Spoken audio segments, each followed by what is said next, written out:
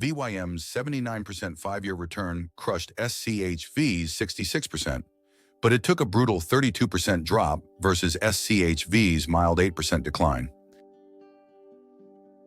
Now let's shift gears and look at VYM's 2.4% yield beats SCHV's 2%. That extra income could be the deciding factor if you're living off dividends in retirement. But here's where it gets interesting. VYM crushed it with a 79% total return over 5 years.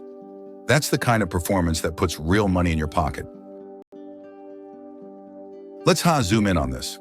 SCHV's 66% return trails by 13 percentage points, a significant gap that could mean thousands less in your portfolio over time. In plain English, VYM's finishing first, while SCHV's trailing by a full lap over 5 years. Same racetrack, but VYM's engine clearly runs faster when it comes to total returns. VYM's 17% one-year return looks solid, but here's the twist. Recent wins don't always predict long-term success. Let's break this down further. SCHV's 18% one-year return shows value stocks catching up. The performance gap between growth and value nearly vanished here. Over 3 years, both funds tied at exactly 44% returns, making that 5-year performance gap all the more intriguing. In plain English, think of these ETFs as marathon runners.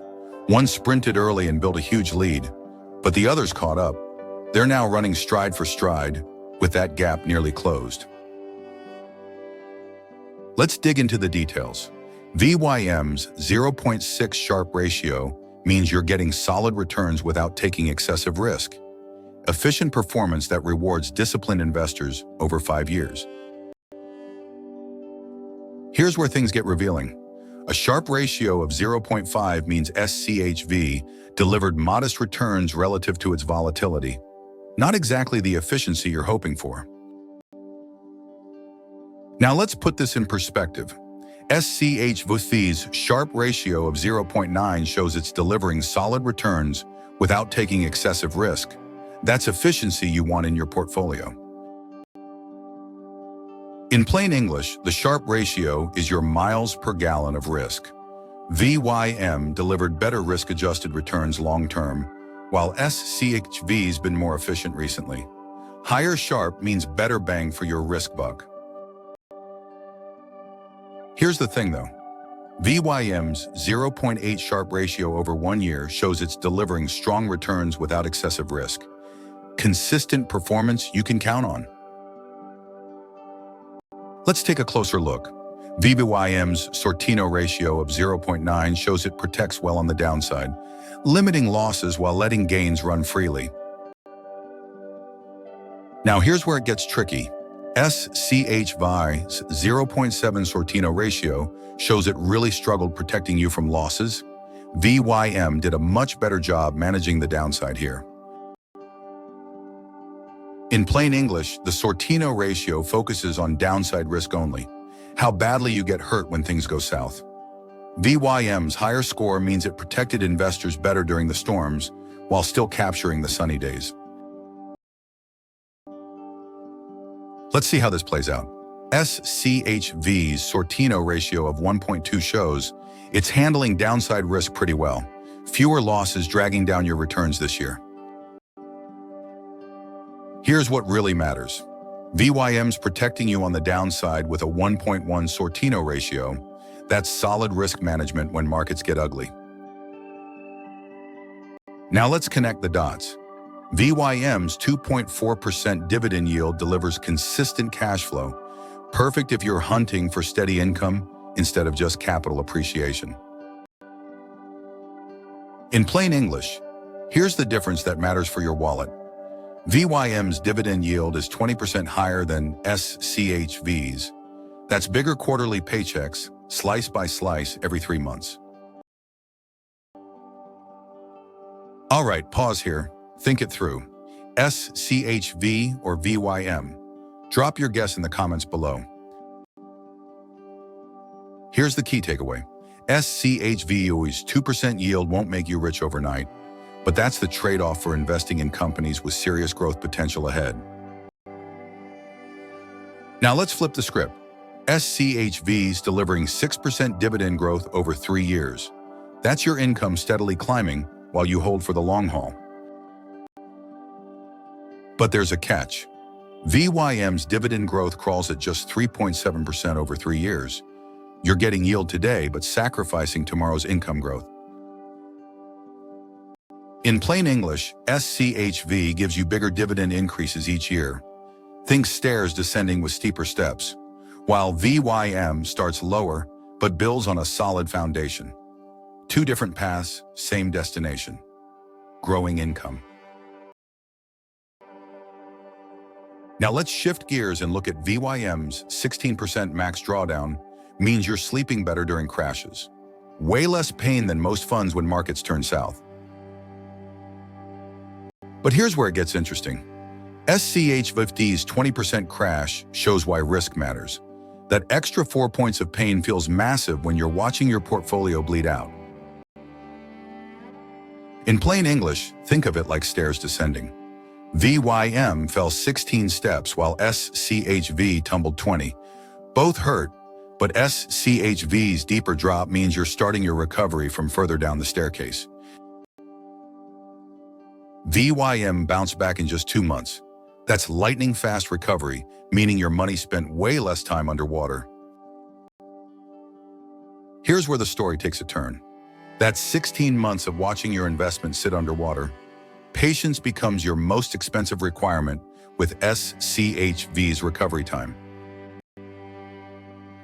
In plain English, think of marathon runners between races. VYM was back running in just 2 months, while SCHV needed over a year to recover. That's the difference speed makes for your peace of mind. But here's where it gets interesting. SCHV's worst year was just -8%. That's the kind of cushion you'll want when markets really tank. Now for the real question. VYM's worst year was brutal, a 32% crash, 4 times worse than SCHV. That's the kind of loss that keeps you awake. Let's dig into the details. VYM delivers stronger 5-year returns at 79% with a 2.4% yield and recovers from crashes in just 61 days, while SCHV offers 6% dividend growth and better downside protection despite needing 486 days to recover. In plain English, here's the worst-case scenario put simply.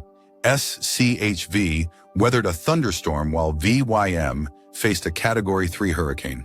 Both survived, but VYM's damage was far more severe when markets crashed. Now let's put this in perspective. SCHV's expense ratio is just 0.04%.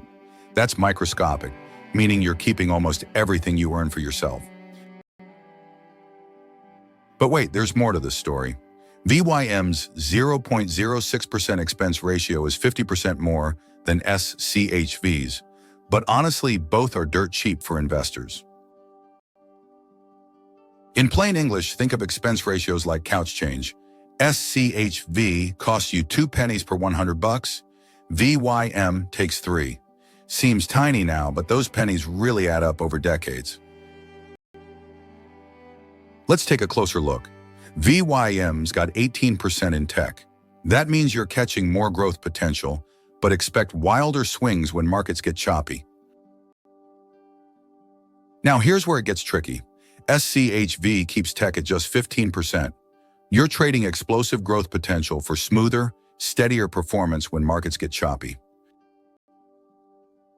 In plain English, think of tech allocation like ordering pizza.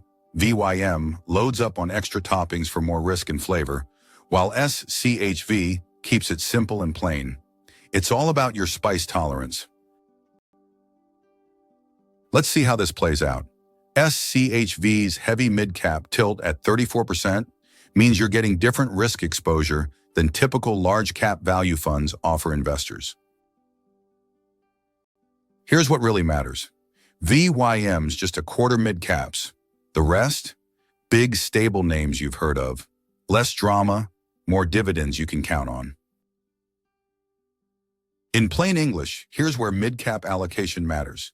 SCHVs loading up on rising stars hitting their stride, while VYMs betting on established champions. It's like racing athletes at different career stages. Same track, different prime years. But hold on a second. VYM takes the crown in the 5-year battle with superior returns, better risk-adjusted performance, and faster recovery from downturns. Let's unpack this a bit. SCHV's 8% drop versus VYM's 32% crash shows the real value of downside protection when markets turn ugly. In plain English, here's the classic seesaw trade-off. VYM rockets higher when things go well, but crashes harder when markets tank. SCHV keeps you steadier, smoother sailing, but you'll miss those wild peaks. Now let's flip the script. VYM's 2.4% yield beats SCHV's 2%. That's 20% more income hitting your account today, which retirees definitely notice. But there's a catch. SCHV's 6% dividend growth means your income doubles VYM's pace. Compounding quietly builds wealth faster over the long haul. In plain English, think of it like race cars. VYM launches with higher income right away, while SCHV builds dividend momentum over time. Which one wins depends on when you need the cash. Now let's shift gears and look at VYM's 61-day recovery shows real resilience. Bouncing back fast from major drops means you're not stuck watching losses for months on end. But here's where it gets interesting.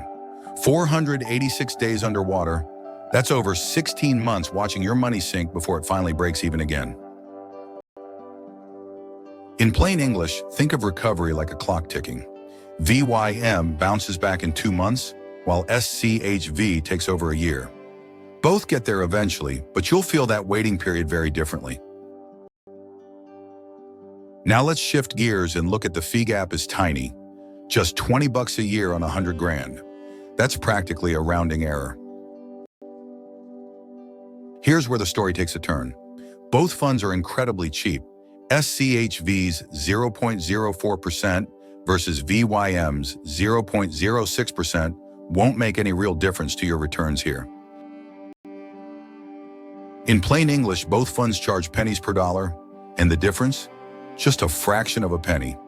It's like couch change. The tiny cost gap won't move the needle on your returns. Let's dig into the details. SCHV's 34% mid-cap bet explains its swings. You're getting more growth potential, but it'll ride a bumpier path than pure large caps. Now for the real question, VYM keeps 75% in large caps. Less risk, more proven dividend giants. That's the stability play over speculation. In plain English, think of it like building a race team. SCHV's loading up on younger, agile race cars with potential, while VYM's got the proven champions with track records. Different strategies, both can win. Here's where things get revealing. VYM wins on returns and income now, while SCHV offers better dividend growth and protection for less cost. Now let's put this in perspective. Your timeline, risk appetite, and income goals make this choice personal. There's no one-size-fits-all winner here. So here's the bottom line. VYM's for income seekers wanting stronger returns, while SCHV's your safer bet prioritizing dividend growth and downside protection. In plain English, think of your road trip decision this way. VYM's the sports car with thrilling performance but costly crashes, while SCHV's your reliable sedan, delivering steady results with gentler bumps along the way. Let's take a closer look. Legal stuff's important. This is education, not investment advice, so do your own homework. Now here's where it gets tricky. If you enjoyed this breakdown, Hit subscribe for weekly ETF battles that help you make smarter investment decisions.